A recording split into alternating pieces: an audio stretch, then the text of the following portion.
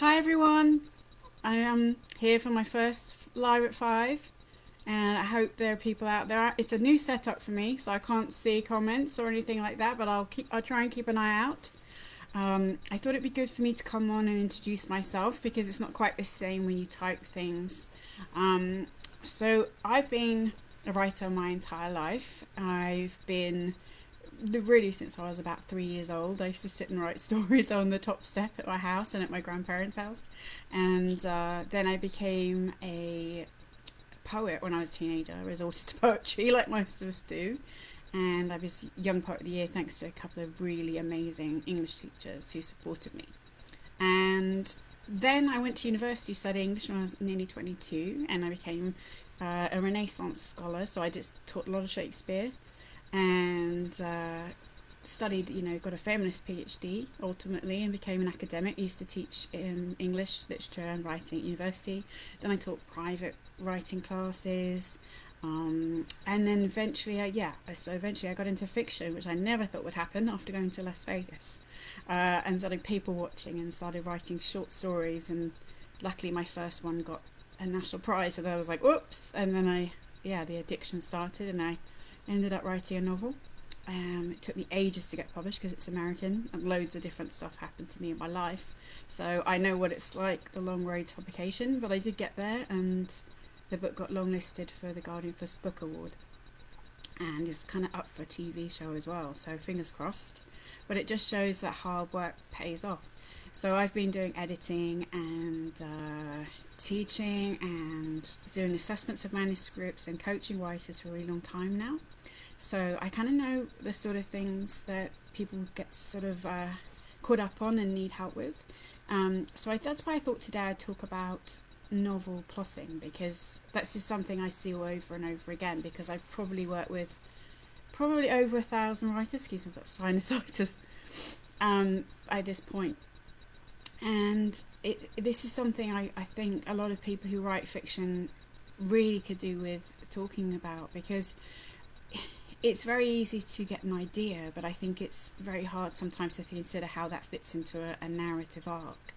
So I'm going to talk a bit today about how we create compelling narrative arcs and kind of constructure things, and I'll just go into it in a simple way, and it's just my way of looking at things, and very influenced by a guy called Evan Marshall who wrote a book called Novel Writing 16 Steps for Success, and how I was taught to plot a book. I mean, I have an English PhD and I went out there and I wrote 55,000 words of my first novel, and the teacher said you don't have a plot. And I didn't know how to plot, because you're not taught that when you're taught, you analyze it in a totally different way. So I had to study plotting, and then I got rid of 30,000 words and went back in there, and I never needed to restructure it. So one good thing I'm going to say about this is that if you manage to plot properly and plan, you'll probably save yourself a lot of heartache, because you won't get caught up in tangents and go off chasing random ideas, and so you'll end up having to edit less. And that's fine. Some people are planners like me, and other people need to chase an idea and tell themselves an idea before it'll actually comes to fruition. Then they go back and then they add a structure to it. So you have to respect how you work, but if you can, I think it's a good idea to have an idea of how plots work, so you can have it in the back of your mind at least, even if you're writing kind of as you go.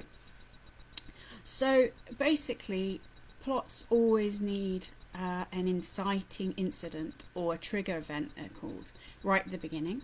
And I might talk about them and how to create a compelling beginning next week, because they're so important, not only for drawing in the general reader and making them interested in your work, but especially with agents and editors if you're going the conventional publishing route, because you've got to impress them as soon as you possibly can.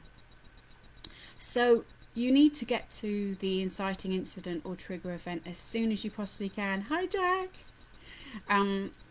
Because that you may only have a couple of pages to impress an agent or an editor, sadly, because they're very, very busy people, and they don't often have a lot of time to read through stuff. So you've really got to make an impression.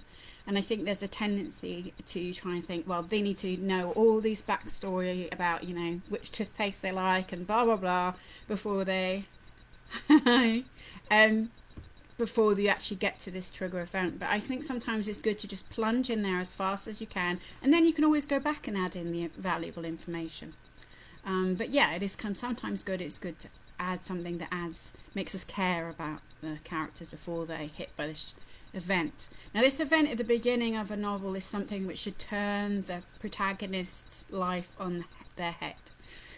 So it could be something a tragedy, it could be something like a divorce, it could be something positive like in a romance, meeting the perfect guy, or in a crime novel it's often finding the body. It's all those sorts of things. So hi Karen. So it's those sorts of events that we see in genre fiction. And literary fiction, it's more subtle, but it usually is something which sort of upsets the emotional fabric of the person's life and sets them on this journey for a new normal, I always call it. So, you might have somebody who gets divorced and they've got to try and heal or find love again, say, over the course of a book. Or the detective's got to find out who killed the person, or the person in a romance, somebody's got to get the guy. So that's their main goal over the course of the book. So you have to keep that in mind. I always say the question to ask yourself is, what does the lead want and why? What does the lead want and why? And this is something to get really clear about. So think about, what do they really want by the end of the book? This terrible thing would be affected to this terrible thing, or this trigger event, or this inciting incident that's happened to them, because that's upset the apple cart. But what is the thing that they want by the end? And this is the thing, as a result of this, what's their goal look like? What is it they're chasing throughout the whole of the book? And why are they doing that? Psychologically, emotionally, financially, whatever it is. Okay? Because that will add the purpose for the whole book. And that's the thing you have to keep an eye on. I think sometimes we lose sight of that. We see, oh, look, there's a shiny secondary character, or, oh, look, there's a little tangent over here when they go on holiday or something bizarre. We can get caught up in moments and not really remember that they're linked to this main journey. And so that's the important thing. So there is this overarching arc they need to reach by the end. And the way the plot usually works is, every time the lead goes into a scene, or something like what you might call a chapter in some cases, it'll be it will be the main arc in miniature. So they'll go in and say, try and get nearer to this goal. So it might be trying to find out who done it. And so they'll go in and they'll interview X, Y, and Z or whatever, and they won't get anywhere. So they'll then try and interview somebody else because maybe they've cleared a suspect. Or it could be they find out some more information from this suspect, but then there's an even bigger challenge, okay? And so it goes on like that. So it maintains a momentum with every chapter having the same direction as the main overall goal. Now, what happens usually is things kind of go up and up and up in terms of crisis and drama, and so they reach this crisis point fairly near the end where we think, whoa, they'll never get their goal. There's a big misunderstanding with the love interest, so the girl will never marry the guy, or they'll never find out who killed Daisy, or whatever, and something terrible happens. But usually it's resolved and there comes a sort of happy ending, because difficult endings are hard to pull off. But that's the rough structure you need to always have in mind when you're writing the book, over the overall goals and in the goals in each chapter. And you've got to think as well about how you're going to add conflict, and because that's really, oh, my light's fallen down. It's really important, because that's what adds juice, and that's what you want to have, that tension. So that's what keeps us thinking, on the edge of our seats and turning pages in a narrative. I can talk about that another time, but conflict is a really good idea. So when you're thinking about the goal, the main goal that this person's after, you have to think, what could get in their way? And I often get people to write a list of kind of brainstorming what could actually get in their way. And it could be, it's usually a good idea to have a villain, or what's called an opposition character, and have them get in the way, because there can be direct conflict with the lead. And that, that could be the murderer trying to mess things up, or a terrible boss, or a love rival, or whatever. So that's something to do for that.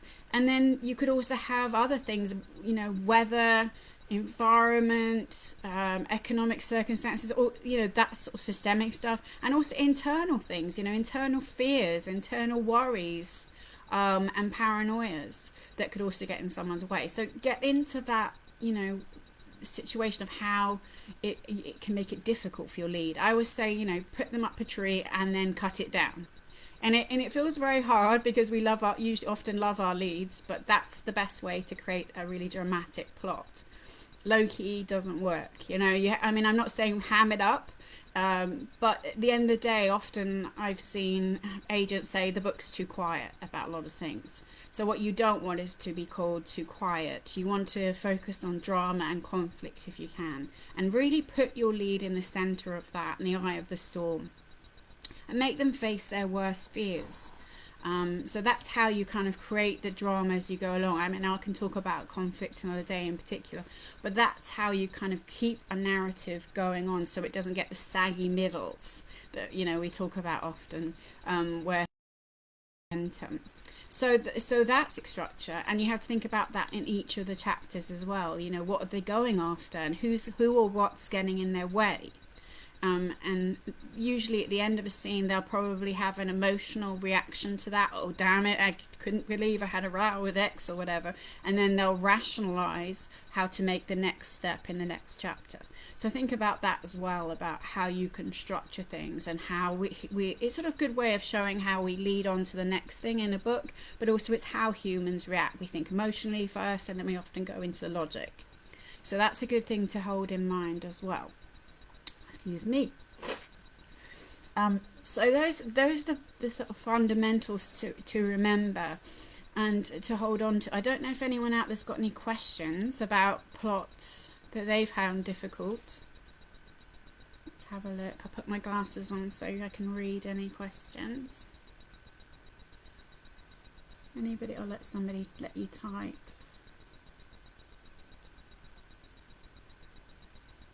Can't see anything yet. Well, one thing I would say is to definitely study this stuff. I do a lot of teaching of this stuff to people who've already written novels, and I really wish everybody would study. There's loads of resources out there. I really recommend Evan Marshall's novel writing, because that's good not just for this arc thing, but also how to interweave narrative threads if you've got different viewpoints, which is a complex thing as well, which I could talk about another day. But I think it's really good to read and know about this stuff. I think we can learn by osmosis by reading a lot of novels, particularly in our area. But I think actually knowing the mechanics of how novel fiction works is really important, because fiction isn't life, and so you can't just do one thing after another. There has to be a sort of crescendo to it and a structure to it. So that's always important to know how to do this. It's actually, writing is a creative thing, but it's actually a really logical thing as well. You have to use a lot of logic and thinking and planning and organization to get a novel together. It's not just imagination and creativity and wildness and emotion, which I think is a lot of the preconception about it. It's actually a very disciplined craft. And I'm not saying that everybody has to do it the same way, but there are certainly storytelling tricks that have been used for millennia, so use them because they work. Why throw away tools and make life harder for yourself? Because every book, whether it's a genre fiction book or high literary fiction, unless it's highly experimental, will be using the same bare bones if you look behind the scenes and stories work in a same way. Right. What's you saying now? So Jack, do you mean things that like you could put it in the prologue, Jack? Because I see that's quite effective, I think. I was talking to a client this week about possibly using a situation where she showed what happens at the end, like it's sort of particularly tragic situation, and then going into the past action of how it got to that. And I thought that, we worked out that was quite effective. But if the actual inciting incident doesn't get shown, you know, it's just told about. The great show not tell. I'll do something about show not tell, where showing is where we present something vividly in dialogue and live action and via the senses, so we really get a vivid sense of what's going on, versus summarizing the action and going through it. So I always would say, if something's important enough to be the inciting incident, it's important enough to be shown in Technicolor. I don't know if that helps. Is that what you meant, Jack? Don't know if he's still there. She's typing. Because I really think always, you know, if something's really powerful, I'd really, you know, go for it. And show it, particularly if, you know, because if it's shown off screen, it's probably going to be diluted in terms of its drama. Sorry, my cat's running around. Sorry, I don't know. Sorry, something's going on. But yeah, so I mean, I would say, you know, if it's important enough, Jack, I'd show it. I don't know if that helps. I'd actually, you know, don't miss out things that are juicy. Yeah. Have a look here. It comes out more in action dialogue at the moment. Well, that's fine, because that's actually showing, you know. But does it have its own scene? Now, because I think if something's important enough, it rocks the lead's world, then show it. And preferably show it in a couple of pages, guys. I mean, not just for storytelling reasons, but for pragmatic reasons. You want to grab those agents and editors by the collar and say, this is amazing. With all the submissions they get, especially at the moment, because of lockdown, everybody's writing books, you want to get them by the collar. So I would say, if you have a scene that shows that in action and dialogue, is it actually are you actually depicting the scene, Jack, that happens, or is somebody talking? You saying that somebody's talking about something that happened? Because I would say, if something happened, I'd show it if you can get your lead there. So rather than, say, have somebody here, there was a murder, and talk about that, show the murder, or show the body being found, give it immediacy. Yeah, put it right at the front, so it's very dramatic. That's the best way to trigger a whole plot off, I think. And you have to show how their lives are thrown up in the air, and their emotions and their normal life. You know, it's just gone. I don't know if that helps, Jack. See if there's any other questions. Karen, do you have any questions? But yeah, I mean, I can talk about...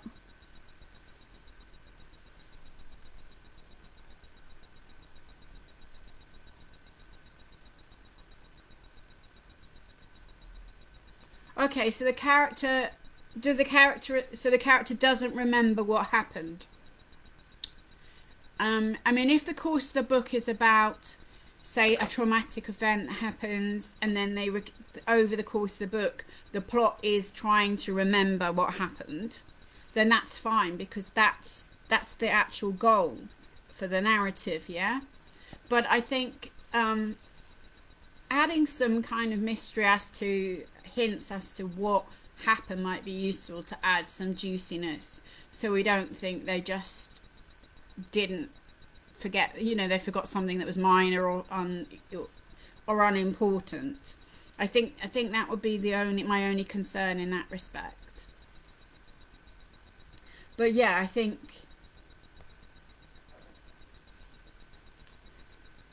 I mean, I think that, you know, there are obviously really important things at the beginning of the book, but I think it's something to hold on to. You know, somebody said as well when I was talking to them the other day, maybe I'll put something up on, you know, the computer, you know, what does my character want and why, and to keep that central, you know. It's that you keep that central thing, that this is the thing I must keep my eyes on the prize with. This is the thing I must keep fighting for. Now, they should be very active. They shouldn't have things happen to them or coincidentally discover things, because in life coincidences happen, but in fiction they just don't work. They just seem contrived. So just try and have them be very proactive, going out there, finding out things, doing things, trying to change things, improve things. You know, and that's not just a detective trying to find the killer. That's every kind of hero or heroine. We really need them to be powerful and doggedly pursuing their goal throughout. So I think that's that's the thing to remember as well, because if you have a very passive lead who just responds, oh well, somebody said this, and oh well, oh somebody mentioned that, rather than going out there and finding information or being proactive, you're going to have quite a flat plot. The proactive lead is what gives it forward momentum. So think about that as well. Don't have things just occur and then respond all the time. They have to go out there and doggedly get after something. And I think we all kind of, even a chick that we like, kind of like a plucky lead. We quite like someone who's going after things. So I think to remember that as well, that a good plot needs a strong character who is active. Yeah, not just letting things happen to them and responding. Is there anything else I can help people with before I pop off today? I'm going to have a co-writing at 2 o'clock UK time Monday. So we'll do probably an hour. I'll start us off with a little intro and we'll check in, say how we're doing. And if people haven't got a project they're working on, I'll give a little prompt people can work on if they want to. Or they can even do job work if you want someone to have company with. And at the end we'll kind of just check in again before we go. It's just a way to give each other support, especially through this pandemic when we're not really seeing people. But just any more questions before I go? Yes, I've got to remind you as well, next Saturday the 26th at 5 o'clock UK time, I'm going to be doing an event for the Feminist Library. Tickets are £10 and £20 I think at the moment. There's about 3 left, and it's called Smashing Self-Doubt for Women Writers, because I found so many women writers just don't believe in their talent, even though they're usually amazing. They're a lot more afraid, I'd say, of their gifts than men, because we're criticised so much under patriarchy and things. So that's a sort of signature workshop I do, and I'm going to do that there. But only 15 people. It's very intimate, nice safe space to share, and it's fun. It's a fun workshop as well. Usually, we have good love. And I'm still accepting mentees for my Book in the Year program as well. With that, it's below half price at the moment for COVID, and you get a year of coaching every 2 weeks.